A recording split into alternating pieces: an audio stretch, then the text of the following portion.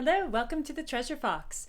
For anyone new visiting, I'm Wendy. I sell vintage and contemporary jewelry and accessories. This is a mini haul from Mongers Market. I will link above to my previous haul from there.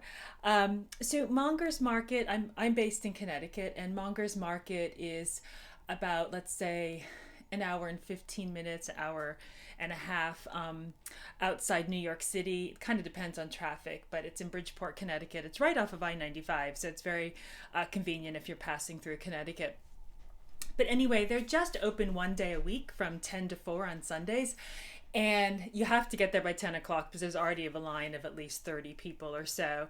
The last time I went, I actually went like 11:30, and I won't do that again because I drove around in circles looking for parking, and it was just kind of crowded in there and harder to concentrate. It's always busy, but definitely if you can, get there before 10. But anyway, I will show you what I got and just a little bit more about Mongers Market.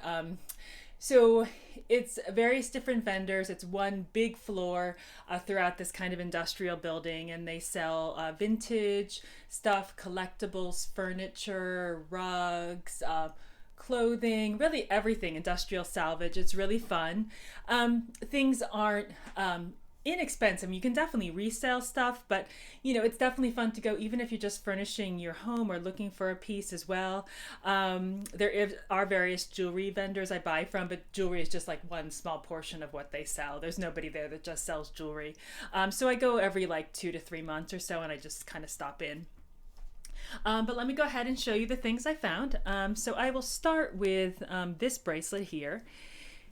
And one of the things about shopping in a sort of more frenzied environment is you sometimes miss details, such as this, where I didn't happen to notice that these two things were missing. So I think this is Russian. There is a, let me see if it's on this side. Yeah.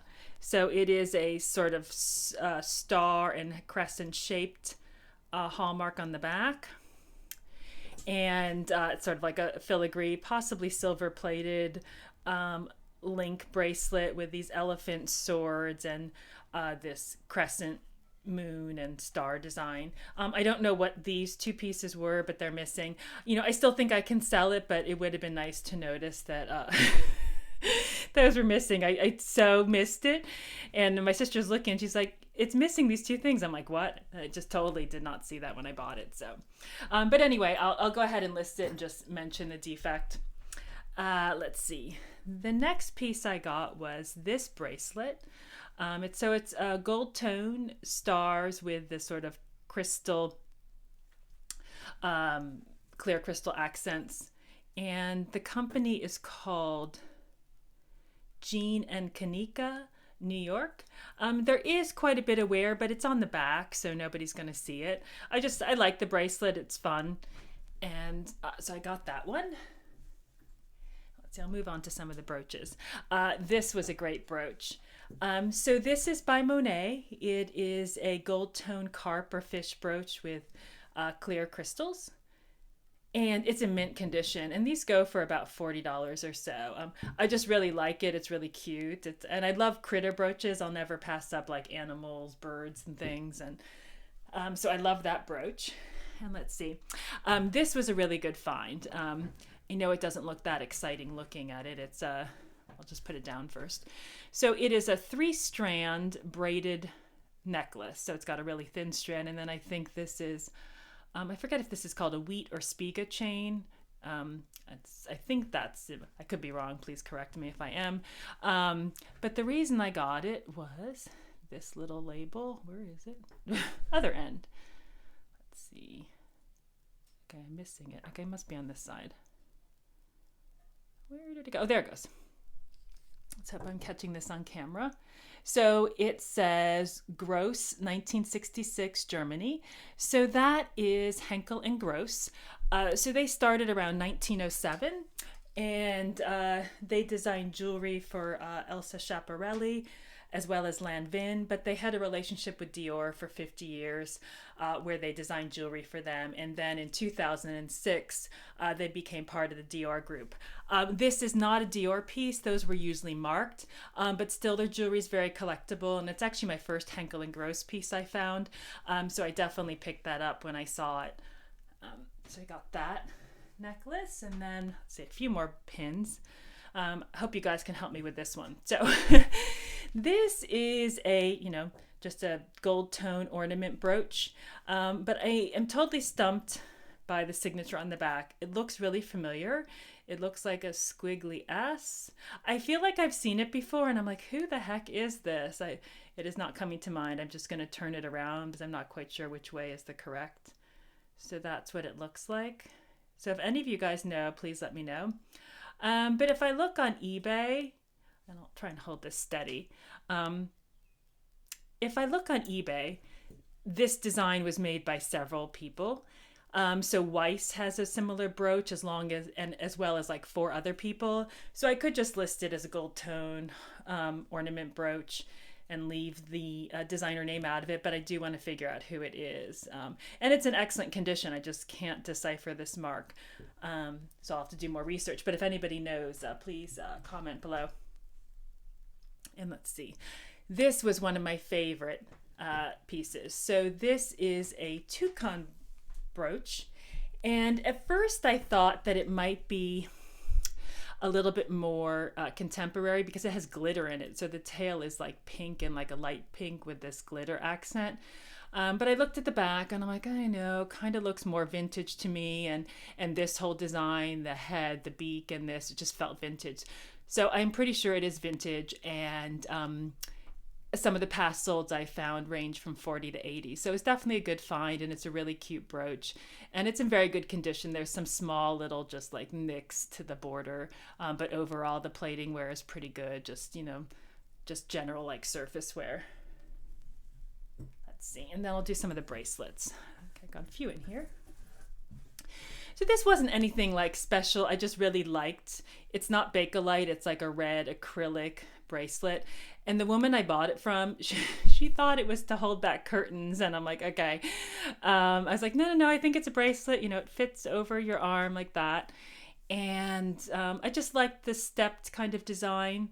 It's nothing like that out of the ordinary. I just thought it was fun.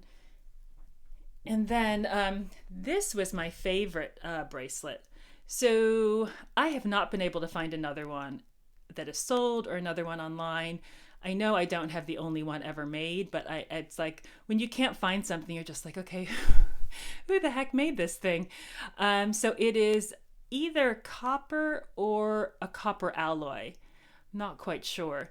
But my sister recommended, we have like, if you get a really light steel wool, you can create a little bit more of a patina so the flowers shine through. So I think I'm going to do that. Otherwise, maybe I could try a copper polish. But the thing with the copper polish is all the polish is going to get stuck in all the grooves, and it might just be easier to do a light steel wool and kind of go over this to give it a bit more of a color, and then I will photograph and sell that. But I really love this bracelet. It's very substantial, it's well made, and it's just really nice. So just all sunflowers all around the bangle. And then let's see, just a few more items. This bracelet, and this is by Monet, and I'll put it down first. So the woman who has this booth, she sells quite a bit of jewelry. She had less this time, but her prices are, I don't want to say high, but they're not necessarily resellable. But she had 20% off, and I felt that this was really unique and that I was still would be able to sell it. So it's got sort of these watermelon colored and purple colored acrylic stones, and there's like no plating wear. It's in excellent condition, and yeah, so that is Monet. I just really like the look of it, and so got that. And then just 2 more items, and these are it's a dress and a scarf. So I'll start with the scarf first, and I think I'm going to pull the camera up a bit. So let's see. There we go. So this is Vera, and so it's just a silk feather scarf square. And I think in the future I will do individual, I'll show you the tag. So that's one of the Vera tags. So made in Japan, all silk. And Vera's scarves are very collectible. There's a whole book written about her and her designs. There actually was an exhibit in New York last year I didn't end up getting to in time, but I would have liked to have seen it. But scarves have a really good resale value if you know what to look for. So at some point this year, I'd like to create an ebook that I'll offer for sale on the types of designers to look for, what to look for, because I really think it's an untapped market. I don't think enough people look at scarves, and you can get them fairly affordably. Aside from like the Chanel and Hermes, there's a lot of other designers where you can pick them up for, good prices. So I'd like to do that and offer that in the future. And then the last thing, I know this is going to be very surprising, but I got a dress. It's going to be kind of hard to show on screen. So this is Christiane Rupert, and it's got a normal kind of neckline here, but then it's asymmetrical, so it's a little bit lower on the right-hand side. Let me see if I can raise this up a little bit more. I think that's the height of my camera without adjusting the tripod legs. But anyway, really long dress. This pink silk with the flower design, with a nice tie. And I know it's kind of strange that I don't sell clothing per se, but I really like this dress. I really like the color. And when I looked up the comps when I got home, the dresses have sold for like they're listed. They haven't sold for $800 and $900 on First Dibs. And we know First Dibs is totally different market. I don't have a First Dibs account, but I do feel I could still sell this for several hundred on eBay, and either someone will buy it to resell, or if they have a higher end boutique, they could even resell it from the cost that I sell it and resell it on First Dibs or somewhere else. So I do like clothes. I don't sell clothes so much because I don't want returns, and I think it's really hard on eBay when somebody can return something because it doesn't fit right. So just one of the reasons I stay away from clothes. So that is everything I got from Mongers Market. Hope you enjoyed the video. Please hit like, subscribe, comment below. I also have a Buy Me a Coffee link. It's another way to support the channel. I do have an estate sale haul and a thrift store haul and auction haul as well. So I'll be doing those videos in the next few weeks. So that is it, and I will see you next time. Okay, bye.